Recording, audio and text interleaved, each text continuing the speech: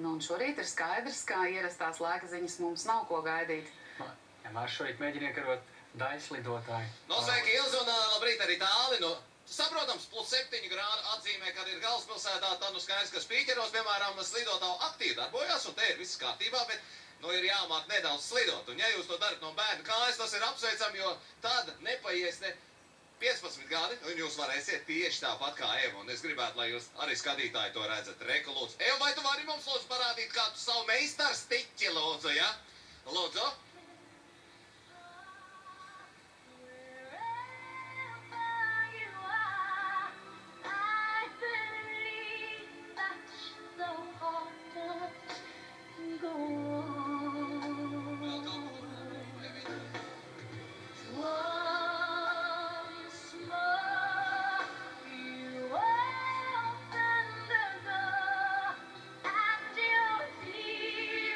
Kamēr mēs slidojam ar Evu, tikmēr es ātri jums izstāstīšu, kas mūs sagaida šajā dienā. No sniega šodien vēl ne ziņas, ne miņas, bet no lietas gan pamatīgi ir līs iepriekšējā naktī.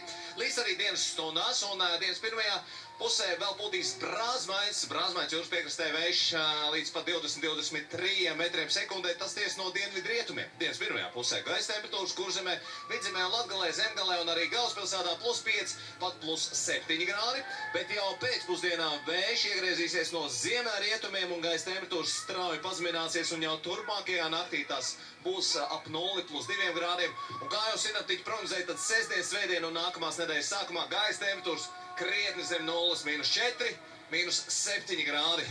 Tālāk, bet pie mums šeit gan skaisto Eva. Nu, jau rīts jau ir izdevies, un mēs jums ātri parādīsim ļoti skaistu gājienu, ko es esmu iemācījies. Tā, uzmanību. 1, 2, 3, op!